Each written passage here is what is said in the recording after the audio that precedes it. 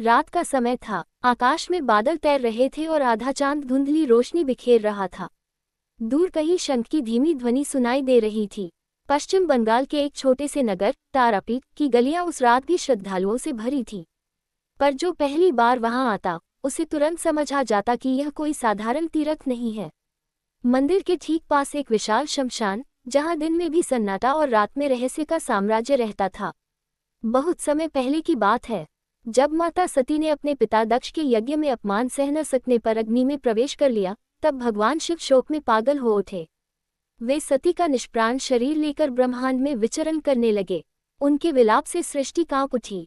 तब भगवान विष्णु ने सुदर्शन चक्र से सती के अंगों को अलग अलग स्थानों पर गिराया ताकि शिव का क्रोध शांत हो सके। कहा जाता है कि जहां आज तारापीठ है, वहां माता सती का नेत्र गिरा था।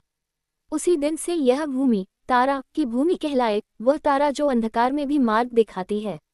समय बीतता गया, उस स्थान पर माता तारा का मंदिर बना, पर यहाँ की पूजा अन्य मंदिरों जैसी नहीं थी। यहाँ साधारण भक्ति के साथ साथ तंत्र साधना भी होती थी।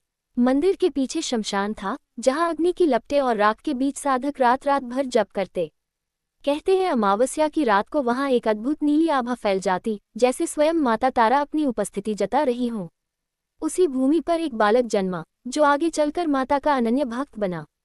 उसका नाम था बामखेपा। बचपन से ही वह अलग था। कभी मंदिर में घंटों मां की मूर्ति को निहारता, तो कभी शमशान की राख में बैठकर ध्यान करता। लोग उसे पागल समझते, पर उसकी आंखों में एक अजीब शांति और विश्वास झलकता था। एक रात की बात है, गांव में भयंकर तूफान आया। पेड़ उखड़ गए, घरों की छतें उड़ गईं। लोग भयभीत होकर मंदिर की ओर भागे। उसी समय बामाखेपा शमशान में बैठे मां का नाम जप रहे थे। बिजली कड़की, आकाश गरजा, पर वह अडिग रहे। अचानक तेज हवा के बीच उन्हें ऐसा लगा जैसे किसी ने उनके कंधे पर हाथ रखा हो। उन्होंने आंखें खोली तो सामने नीली ज्योति सी चमक उठी। वह ज्योति धीरे धीरे मां तारा के रूप में परिवर्तित हुई। मां ने कहा, डरो मत, जो भय को स्वीकार कर लेता है, उसे मैं शक्ति देती हूँ। अगली सुबह तूफान थम चुका था। गांव सुरक्षित था। लोगों ने इसे मां का चमत्कार माना। बामाखेपा की ख्याति दूर दूर तक फैल गई, पर उन्होंने कभी स्वयं को चमत्कारी नहीं कहा। वे कहते, मैं कुछ नहीं, सब मां की कृपा है। तारापीठ में माता तारा की मूर्ति अत्यंत अनोखी है। वह अपने गोद में बालक शिव को स्तनपान करा रही हैं। ये दृश्य बताता है कि शक्ति ही शिव को भी पोषण देती है। विनाश और सृजन दोनों उसी मां के दो रूप हैं।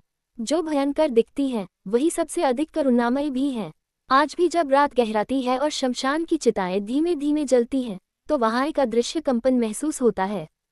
हवा में मंत्रों की ध्वनि घुली रहती है। श्रद्धालु कहते हैं कि जो सच्चे मन से मां को पुकारता है, उसे कोई न कोई संकेत अवश्य मिलता है, कभी स्वप्न में, कभी किसी अज्ञात अनुभूति में।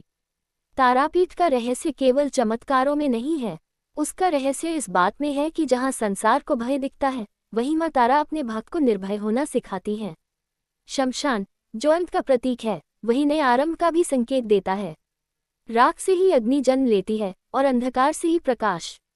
कहते हैं कि जो एक बार तारापीठ की भूमि पर नंगे पांव चलता है, उसके भीतर कुछ बदल जाता है। शायद वह समझ जाता है कि जीवन और मृत्यु, भय और साहस सब एक ही चक्र का हिस्सा हैं। और उस चक्र के केंद्र में बैठी है मां तारा। रात बीत जाती है, सुबह की पहली किरण मंदिर के शिखर पर पड़ती है और घंटियों की ध्वनि गूंज उठती है।